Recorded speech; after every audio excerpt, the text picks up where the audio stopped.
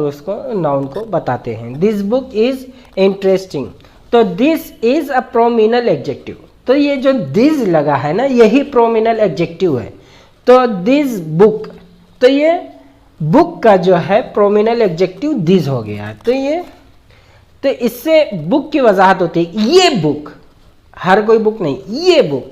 It modifies the noun book, तो book के ऊपर एक जोर लग रहा है, ताकीद आ रही है।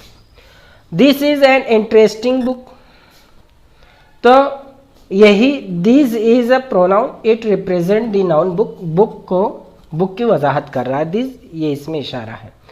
This book is huge, both players are good, other countries, which painting is an allegory, that studio in Texas, the same boy, such feelings, what pictures are these? तो prominal adjectives can